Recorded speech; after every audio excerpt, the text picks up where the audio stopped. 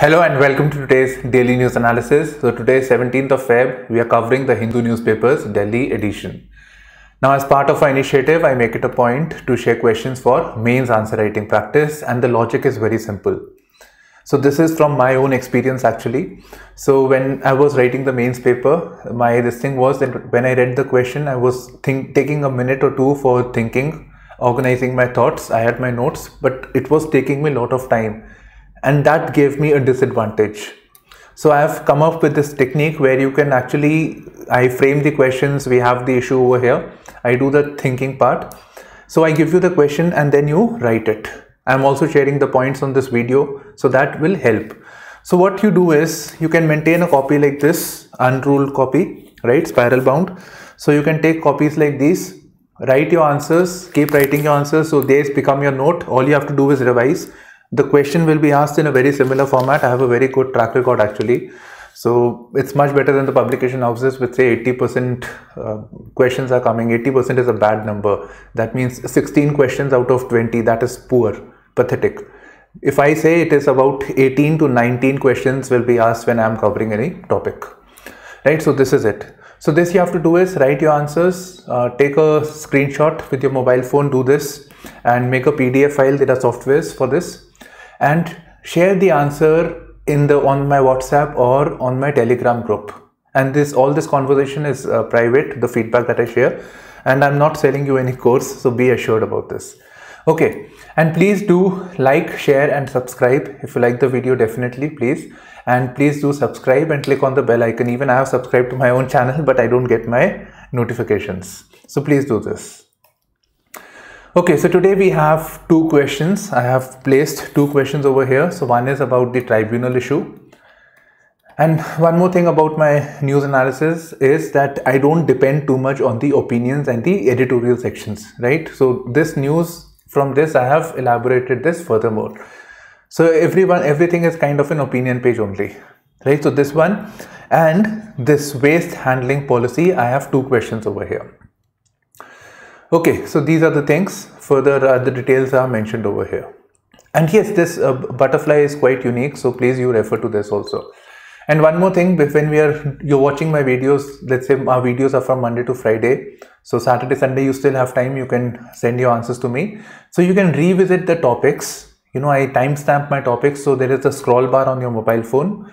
So you can timestamp, you can scroll and you can identify the time at which I have presented the question, right? So this can be done.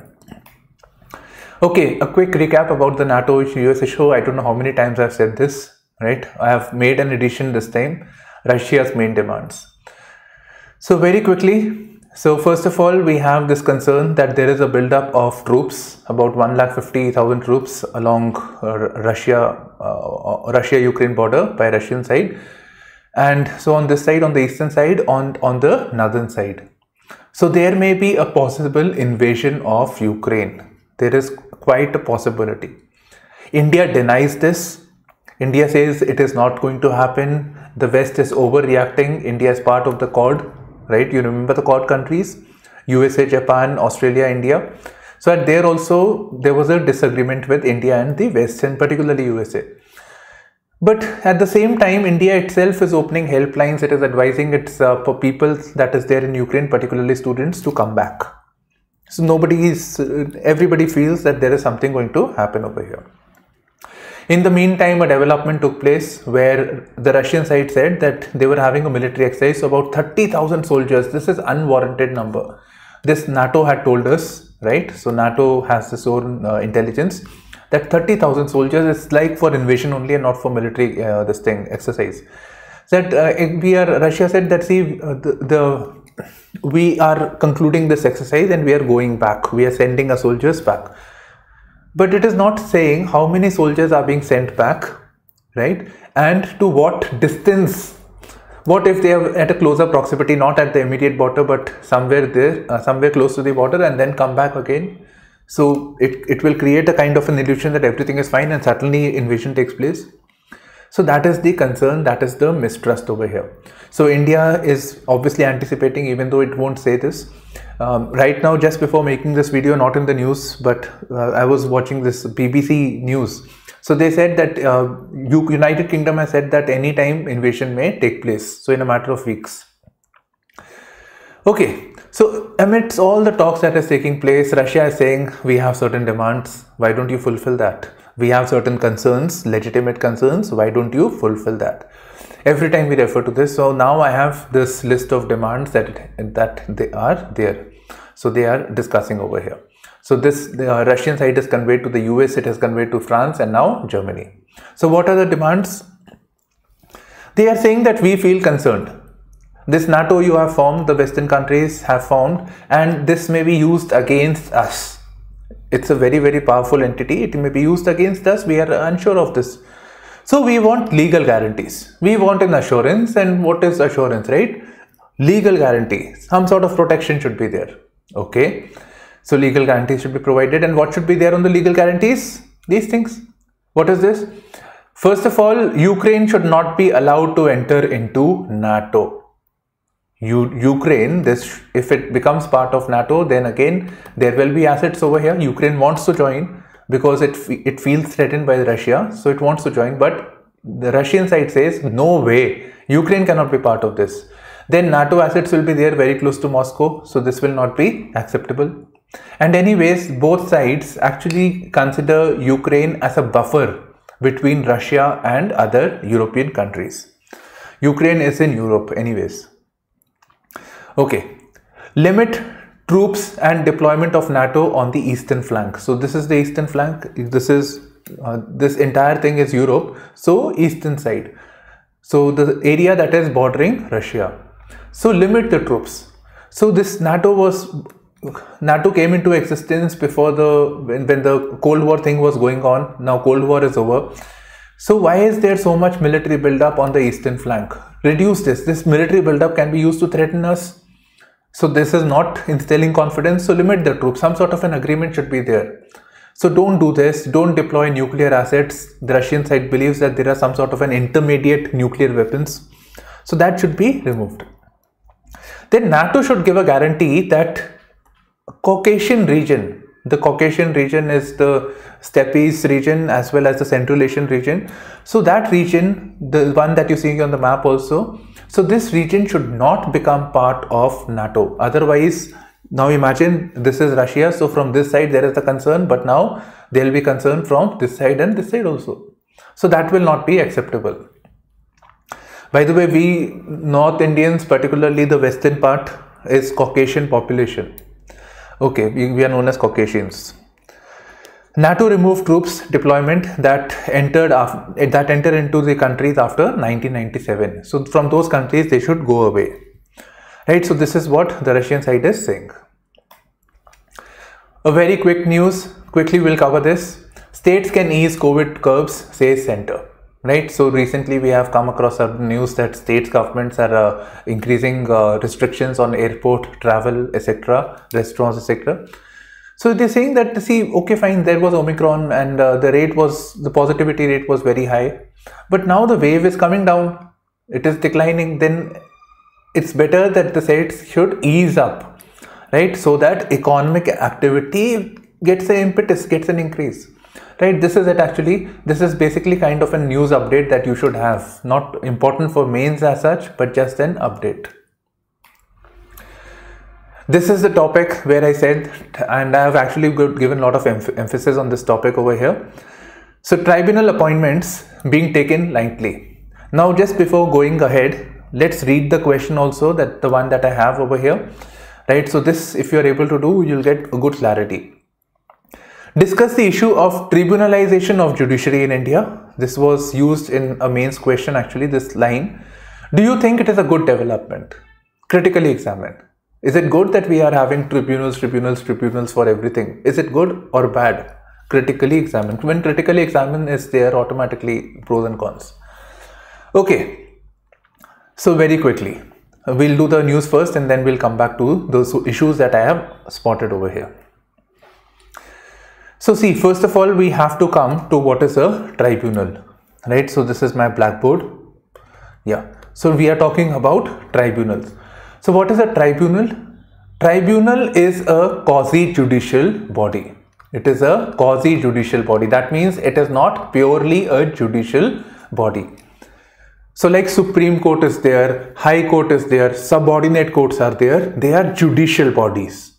They have judges. They have a system of working. They are working according to the Indian Evidence Act. They are working in accordance with the Criminal Procedure Code, Civil Procedure Code. So there is a fixed system. But they lack a degree of specialization. Right? So they lack degree of specialization. For example, there are many issues where we can have tribunals. For example, matters related to the functioning of companies. So for this we have the NCLT, the topic of our news. Likewise, there are topics that are subjects which are very specific to, let's say, environment. So we have the National Green Tribunals. Right? Then we have, with stock market, we have SEBI. We have TRI for regulation and issues with reference to the telecom sector. My basic point is that we have tribunals of these orders. And what is this? This is providing a degree of specialization, right? So they are providing a sort of specialization over here. They're specialized in a particular thing. And the members of these tribunals, because it requires a degree of specialization, there are two types of people over here. So one is the judicial members, and other is people who have some specialized knowledge, some administrative experience or domain knowledge in that particular subject. So again, this is different from judiciary like High Court, Supreme Court. So there are judges, right? So people only with law, no administrative experience are working over there. Now one may say that they have experience of administration of the judiciary, but that is a different thing altogether. I am talking about policy aspect. Right, so this is basically, in that way also we can say this is quasi-judicial, as the members may be, there are some members who are non-judicial in nature, and it provides a degree of specialization. Now in this case, what we are saying is that a petition was filed with reference to National Company Law Tribunal that appointments are not being made. The center which has formed the NCLT by an act of parliament. I'll explain all this. So center has to appoint people, be it judicial members, be it non-judicial members, they have to be appointed. But members are not being appointed. And when they are being appointed, it is like a knee-jerk appointment. Then the Supreme Court has said that, see, you are cherry picking. You like a particular person, so you are putting it. If you don't like and you don't get it, then also the vacancy is there. So you are putting people who you believe would give you more advantage, right? You want people, if a person favoring you, if a judge favors you, so you would like to have such a judge. So this is what they are saying basically. That is what they are saying. So there are long pending vacancies, and when there are vacancies, it also affects the performance of these organizations. Right. So we have certain points now. Okay, so you know what is the tribunal. These are quasi-judicial bodies. They have judicial as well as non-judicial members. Now, tribunals, the power to make a tribunal, right? Their parliament can make it, the state legislature can make it, but it has to work in accordance with the constitution. So the constitution provides the power to establish a tribunal. And now there are two types of tribunal coming from Article 323A and 323B. 323A is for tribunals that are specific for administrative purposes, only for administrative domain.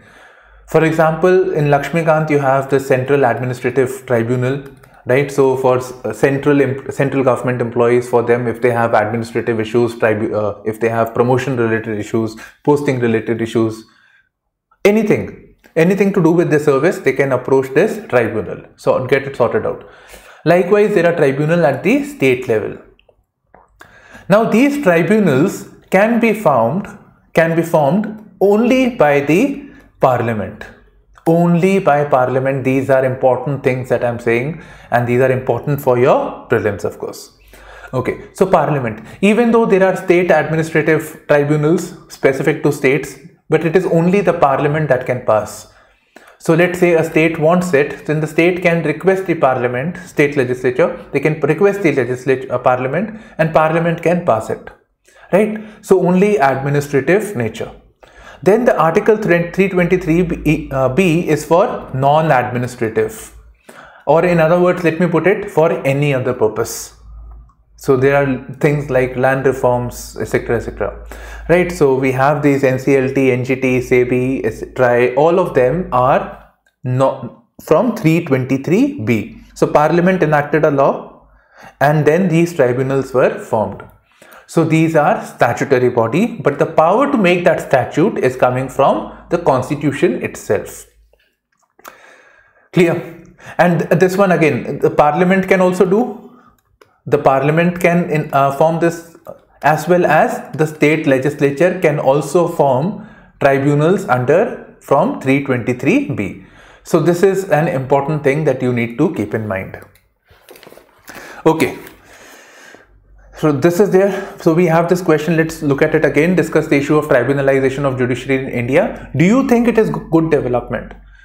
Now, before starting, you can state the issue that we are having a large number of tribunals, right? More and more tribunals are coming up, and when the Parliament forms these tribunals, they say that whatever issue is there with reference to this particular field, then it has to be resolved by this mechanism only. So one cannot appeal to the courts. So sometimes we have such a situation. So we see a proliferation of tribunals in a country, and it is also encroaching into the domain of the High Court. So this is the issue. Actually, the paper, your 2018 paper, it asked about the constitutional validity of such a provision, because the legislature is not allowed to impinge or reduce the powers of the High Court, right? So there is a restriction over there. So it cannot do with reference to High Court or the judiciary, Supreme Court. So this is also forming the part of the basic structure of the Constitution. So that question was asked, but then that will key too much into the law aspect.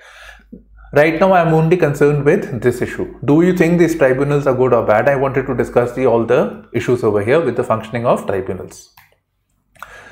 Okay, so first of all, with the good things, we find specialization. It can help reduce the burden of courts, right? You can use a figure as to the degree of pendency of cases that are there, right? So pendency of cases are there, the amount of time it takes for a hearing to come, etc. So specialized body is there. Furthermore, these are flexible. It provides flexibility. One need not go in accordance with the judiciary. Actually has to work in accordance with the civil procedure code, criminal procedure code, then your Indian Evidence Act. But here flexibility is there. Those restrictions are not there. It is based simply on the principles of natural justice, right? So this is the basic crux of this tribunal. That is the basic purpose. Plus it provides this administrative experience. So domain knowledge, it is much wider in its representation as compared to conventional judiciary. But then there are concerns with the tribunalization of the judiciary. So first of all, we have this issue that we find that the performance is not very good. See, the tribunals should have functioned very well, but we see that the performance is not very good. And one of the reasons for performance not being good is huge amount of vacancy and the backlog, right? So vacancies are there, then naturally there are people not able to discharge their duties because nobody is there. So this is there. Furthermore, as the Supreme Court itself said, that cherry picking of people are taking place when with reference to matters of appointment. So let me put it this way, there is a concern with reference to separation of powers. So we find that with reference to judiciary, it's completely independent. Even with reference to appointments, there is a strict procedure that executive or legislature cannot unfairly influence the appointment system. But in this case, it is solely with the executive, right? So it goes against the principle or the ethos of separation of powers. So appointment of vacancies, separation of powers. Then also with reference to accessibility, that is the cost of getting justice done, that is very, very high as with reference to tribunals. We thought that the cost would come down when tribunals have been formed, but in reality the cost is actually more. Imagine, let's say an investor is there. We all trade in the stock market. you have a problem, so some issue you have, and you go to, now you have to go to SEBI only. You cannot go to the court. Subordinate courts are located all across in your districts also. But now you have to go to Bombay because SEBI is in Bombay only. So it is not accessible and it is thereby it is costly. So these are the concerns associated with it. Now what reforms can be done? So first of all, we have the Tribunal Reforms Act that was introduced, which looks at rationalization of the various tribunals that are there. So mergers of certain tribunals, focusing on cost cutting. If their task is very similar, then they should be merged. So that is the idea. Then we have the Law Commission report, Law Commission of India 272nd report, where it basically said that you have the text, you can read it. So with reference to tribunals, it is the government which is appointing the members of the tribunals. So what should be done is that it should be handed over to an independent agency, right? It should be given over to the independent agency so that the undue influence of the government can be checked. And furthermore, security of tenure terms for tribunal members, those should be fixed and ascertained so that the concerns with reference to separation of powers, with reference to appointments, etc. can be corrected, rectified. Right, so this is it. Now here comes the prelims question. Who among the following is not a part of the Union Executive of India?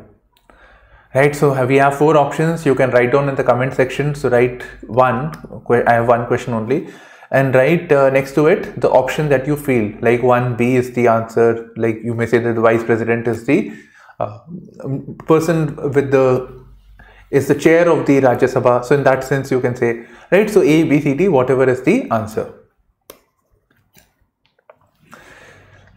Supreme Court to hear 1-year quota cases on merits.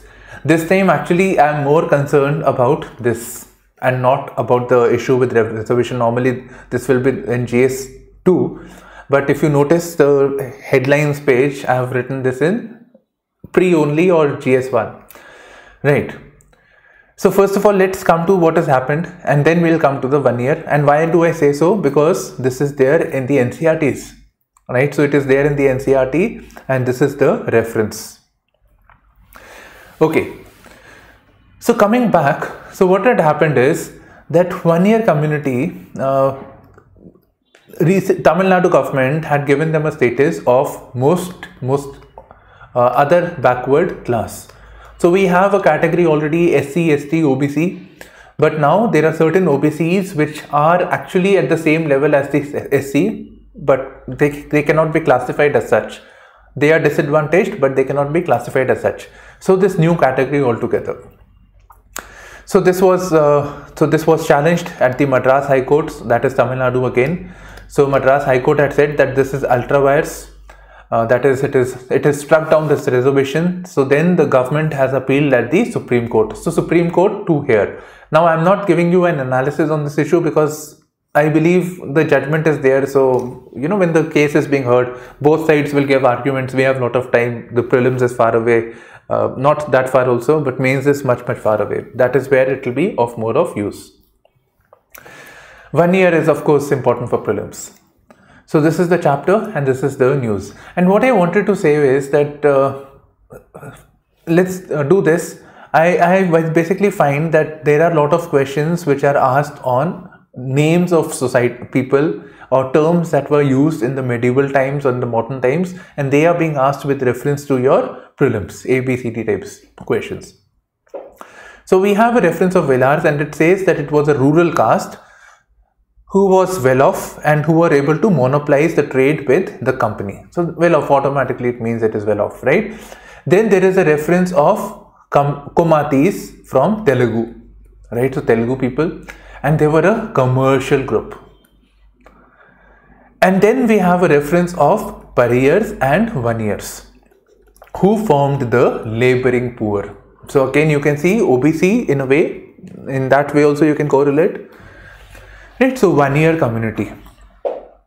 So such questions have been asked. For example, a question was asked with reference to which of the following among, 4 options were given. Which of the following refers to VIST over here? So it's basically with reference to bonded labor. Now why can't I just change VIST with Vanniyars over here or with Komatis? So these are the things, when you're reading your NCERT, you need to focus upon. And one more thing, NCERT is, there is this distinction between static and current. What is there in the static is what is there in the news, what is there in the society. So the same thing is conceptualized in the book. So don't go into this. Basically, this exam is about issues. So once that is clear, you'll be able to do much better.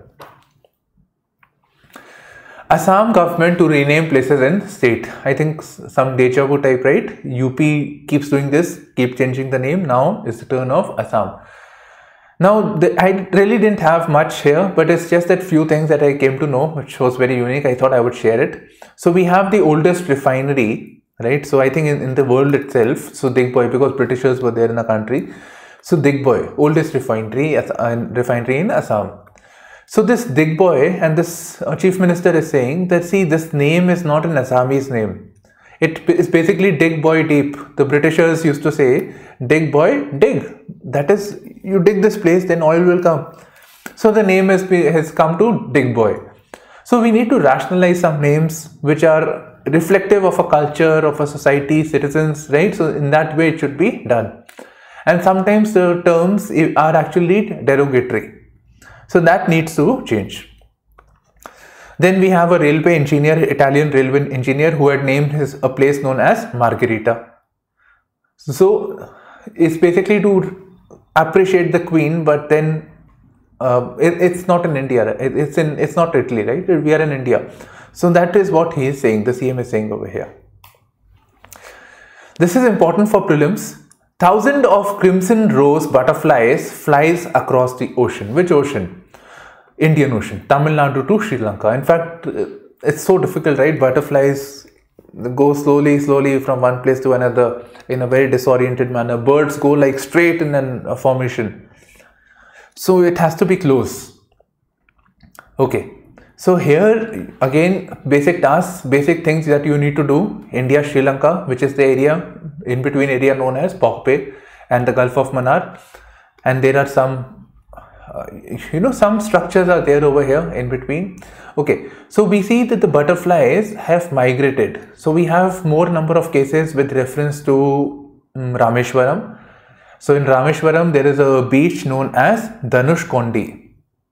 And we also have in Kanyakumari, right? So this is there. So this observation has been made by the Nature and Butterfly Society. Now please think about it. If Bombay Natural Health Society can be asked, so can a question be asked on the Nature and Butterfly Society, right? So this is something that you need to read more about. I have not added, you have to read this by yourself. So TNBH, right? What is its logo? What is it? It's obviously it's a civil society organization, not for profit organization. Now with reference to this butterfly, crimson rose butterfly over here, see, I don't know if you can see this very clearly. If you can't, just see it on the Google this crimson rose. And in fact, with reference to news analysis or anything of your acads that you do, you should do it on the laptop because the text is much bigger and less strain on your eyes.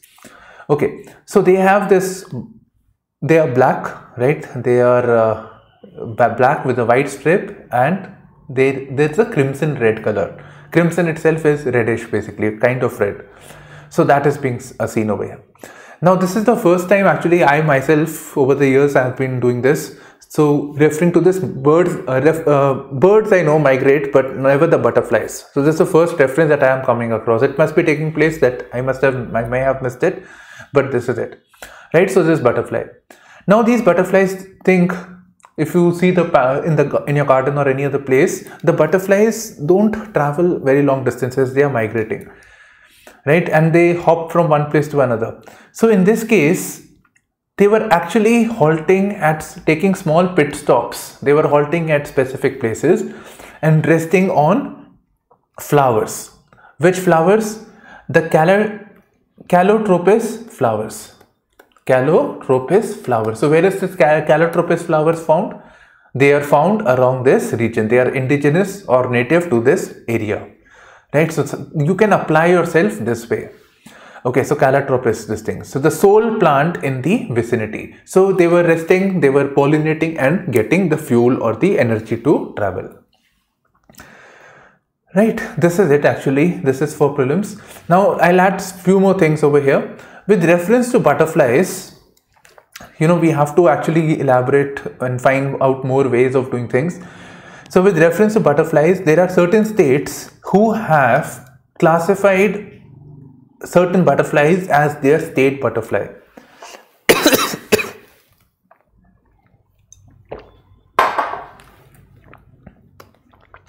I remember Maharashtra is one such state, so you should know which butterfly. Likewise, Kerala being again tropical and good forests over there, there are a lot of beautiful butterflies there, lot of biodiversity is there. So which butterflies have been given that status, you should know. This has taken a lot of time. Sometimes this also happens. So let's say some news event in 2015-16, so that recall factor is bad. So such questions are asked. Somebody who's doing this work will remember that, see, this is there, Google it and you'll get it. But immediate one you may recall, but what happened 2-3 years, it becomes difficult. So this I'm telling you, research this, right? Do this, it will help you. And with reference to migratory species, there may be a convention also, international convention. Species are migrating from one place to another, birds are doing, animals are doing. So there must be a convention that looks into the aspect of protecting it, protecting the corridor. What if this falcon birds are there, Amur falcon, and they are being hunted by the indigenous population, let's say Nagaland. So some sort of protection is required. So in this case, we have a convention on migratory species, right? CMS. And this convention, this is quite easy evident. So it is basically the Bonn Convention. Now Bonn Convention is associated with which of the following? This is how a question can be asked. Or which of the following is associated with migratory, this thing, migratory species? Option A, Stockholm Convention, Rotterdam Convention, option B, C something, then D, Bonn Convention. So like that can be asked. The row over a ritual in Kerala. Yes, this is again I think important for prelims. So there is basically reference of a ritual in the news with reference to Kerala. That is, my pronunciation is bad, so please don't mind. Kala Kazuki Chutu. Right, so this is his ritual basically, where the people who go to the temple, so the priest will wash their feet, right? The feet of the Brahmins will be washed and feeding them as a way of penance. So Brahmins who are coming as devotees, they would be fed, they will be provided a dakshina, right? So this is a way of penance. So this is done in, there's a ritual in Kerala. Okay, now think about it. Let's say all A, B, C, different people are going and only Brahmins are done. So in a way it is accentuating the issue of caste hierarchy. You are acknowledging it, plus giving it a form of ritual also. So socially acceptable. So there is a protest, there is an outcry over this issue. Okay, so this is basically with reference to certain temples in the Palghat region. So Palghat, you know, Palghat is in the border between Tamil Nadu and Kerala. And there is a reference of a temple also, Shri. This is the temple over here, right, in Tripunti Punitura, right? So this is the temple over here. Okay, now the state, just briefly, basically this was a political news and so-and-so political party is saying this, so-and-so political party is saying that. So that is why I am not covering this, only covering the aspect which is relevant for prelims.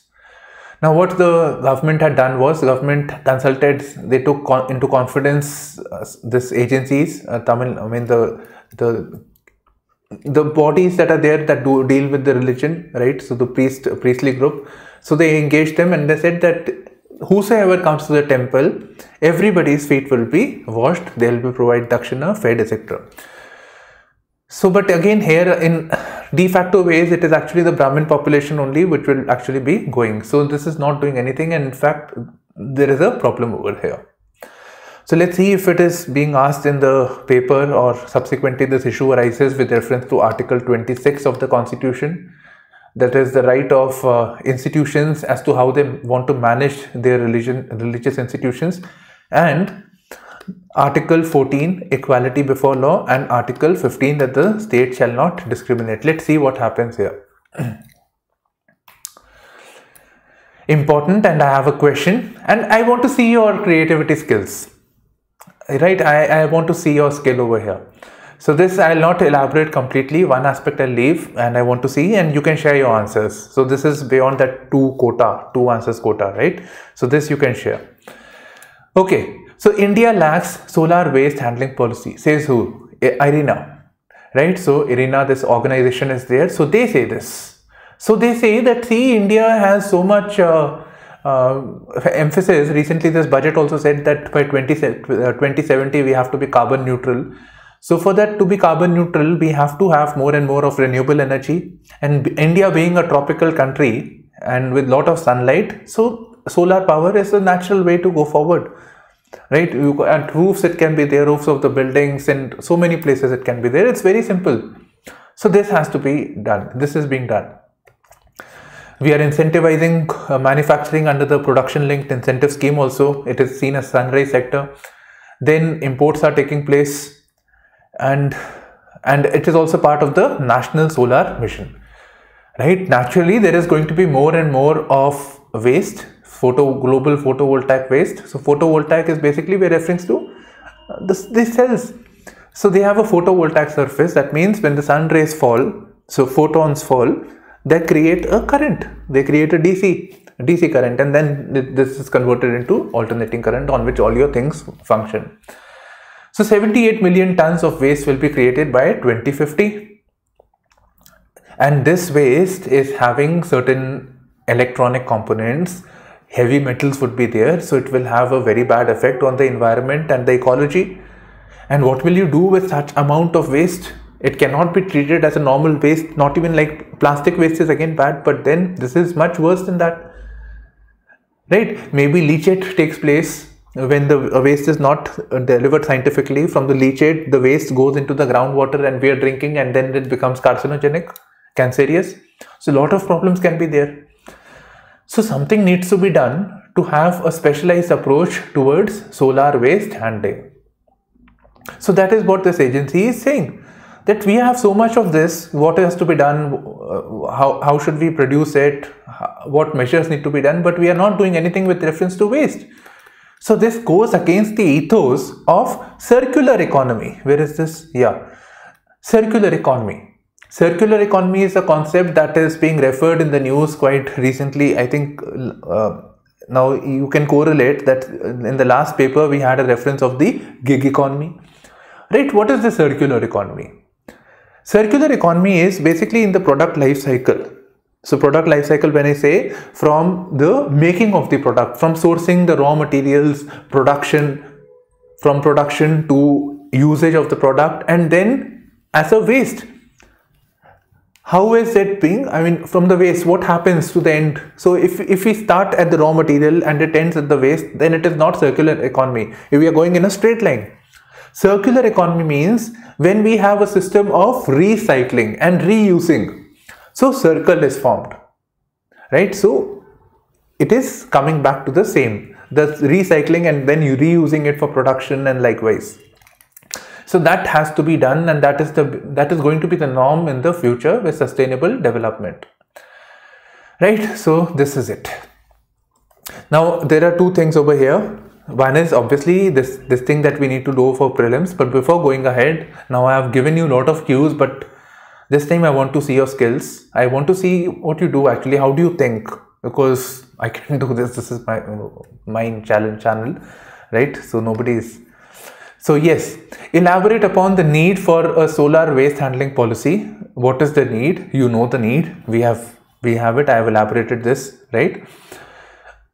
What are the key areas that must be considered as part of such a policy? So you want to be a bureaucrat. You want to be an IAS officer. So what do you think if somebody tells you to make a policy on this issue? How will you approach the situation? What are the key things that you will look into? These are the things that you have to write over here. Right, so this is 250 words, so word limit is not an issue. So write it and share, and no repetitions. Okay, now coming to International Renewable Energy Agency. Now there are certain things that we need to keep in mind. So first of all, what is the task? The task is cooperation, advanced knowledge, etc. with reference to renewable energy, adoption and sustainable use. Okay, now this is an intergovernmental organization. That means it is not, you know, UPSC will ask you a question, is it a UN agency? Is it a bilateral agency? Is it intergovernmental? Of course. So in that way, a not-for-profit organization, so such question can be asked in that manner, option-wise. So this is an intergovernmental organization and it is based out in Abu Dhabi. Alright, so normally with the UN you will find the agencies are in Geneva, Paris or New York. So this is in Abu Dhabi. Okay, now I have one more thing. Is it a specialized agency of UN? We have World Health Organization, no reference of UN in that, but it is associated with the UN. Right, so we have certain organizations, Food and Agriculture Organization, etc. So is it a specialized agency of UN? Let me know in the comment section, research and let me know, get back to me on this. Now with reference to IREN, this agency over here, I visited the website, so you can see this. So 16 January 2022. So India and IRENA get into a pact that they'll focus on promoting major renewables in our country, India, and also hydrogen push. Now before I go to hydrogen push, one more thing I wanted to share. I basically things to share before you for prelims. There is one more agency known as forgetting the name, International Energy Agency. International Energy Agency. How is it a part of UN? What is the difference between the two agencies? Where is the headquarter located? These are things that you should keep in mind. Okay, so hydrogen push. Prime Minister Modi is also giving hydrogen push, National Hydrogen Mission. Okay, before we go through this, right, let's do this article all together. So Prime Minister Modi gave a speech where he said that equitable energy access is key of our environmental policy. So energy, that is, we're not now looking at thermal and all those coal-based energy, but we are looking at clean energy, and that clean energy has to be available to everybody. It should be equity should be there, that should be available to everybody in the sense rich or poor, urban or rural, right? Then there is regional disparity also, so certain regions are more backwards, aspirational districts. So such areas need to be, everybody should get that, and it should be clean energy. That is what it says. And where was the speech? This speech was at the World Sustainable Development Summit. Naturally, in that speech, Prime Minister Modi will give out his achievements of this government. So World Sustainable Development Summit. And who organizes this? TERI, the Energy and Resources Institute. Clear? Okay. Now, what are the achievements that Prime Minister Modi had referred to? So he said, he must have said a lot more things actually, but here we just have the Ujjwala Yojana. There is a reference that 90 million households are getting access to clean cooking fuel under Ujjwala Yojana. So fine, so this is very easy. Cooking fuel is being provided, gas connection is provided to them.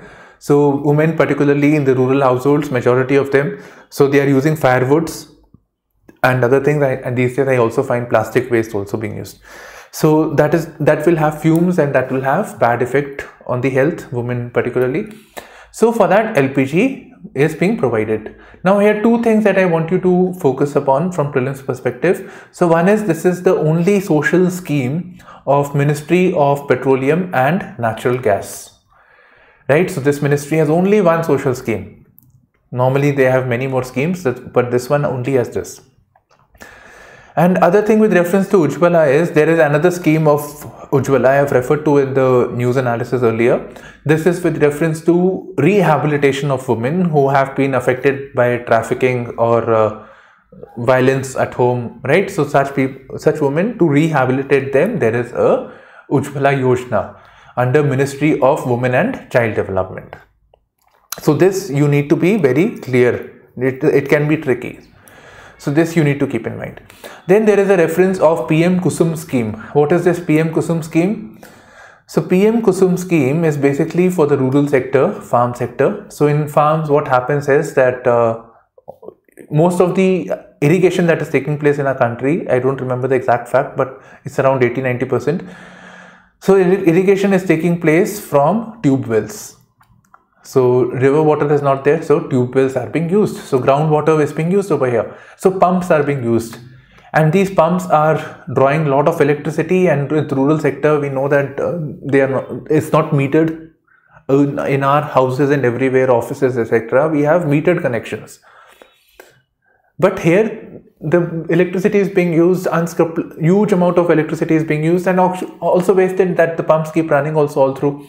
So for this purpose, what they are doing is solar powered pumps are being provided. So electricity not from the grid, electric grid, but from solar power. Simple.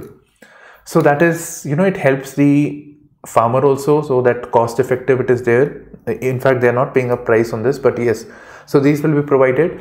It helps the government in terms of subsidy for electricity that is going, that will be in check, plus providing Sehaj Bijli, Har Ghar Bijli, that scheme to provide inclusive electricity to everybody, right? For that, the load of electricity should be sustainable. So if a lot of electricity is being drawn over here, then there is a problem. So that burden will come off. Plus it will aid the distribution companies, because their leakage is not taking place. So in that way it is beneficial. Now comes to National Hydrogen Mission. So LED bulbs are being distributed. Now National Hydrogen Mission. What is this National Hydrogen Mission? National Hydrogen Mission is basically, again I'll give you a context first. With renewable energies that we have, I have a video actually on green hydrogen. So I have explained this. So with renewable energy, what is the problem is that we have the solar, we have wind and so many other. The problem is the electricity is only provided when there is sun rays or when the wind is blowing, in case of wind energy, wind turbines, or in case of hydel, only when the water is running. So it is not sustainable. Let's say, so you want, the sun is there in the day and you want light at night, electricity at night for the lighting and other purpose. Then what will you do? We need to have a way of storing this electricity, and we do not have the storing mechanisms, right? We do not have the storing technology. That is a problem. And the storing is also in the batteries and the lithium ion, that is not environment friendly. So the idea now is that use of renewable energy for electrolysis of water to provide us hydrogen and oxygen, right? So that is the idea. So I'm a science one, right? 2H2. So that is the idea over here, right? So just balance side until I help myself. Electrolysis. So this energy will be coming from this. Otherwise, thermal energy is being used, and then hydrogen fuel is being used for fuel-based cars or for any other purpose. That is waste. So green energy should be used. So the hydrogen that is being generated, that is known as the green hydrogen. Further, he had appreciated that IUCN has recognized India's efforts towards conservation of biodiversity, as well as there are certain Ramsar sites in our country. So 49 Ramsar sites. Now one more thing, these Ramsar sites are basically with reference to wetlands, and these are the sites that are more important. So of wetlands, you should know about Ramsar sites. Which of the following are Ramsar sites? These are the ones that you need to give more focus. Yes, I think that is sufficient. Beyond Ramsar site, there is also Montrix record. So that also lists the important wetlands in the country. Right then, so this is all from my side, and you have a question, this is beyond that limit of 2, so you can share it with me, and I want to see your creativity. That's why I'm not doing this. You have a doubt, you can just write your answers. There's no issue with right and wrong, right? There's not a problem with this. We all learn by experience. So do this. Right then, bye bye, take care and all the best, and please do click on the subscribe button. Bye.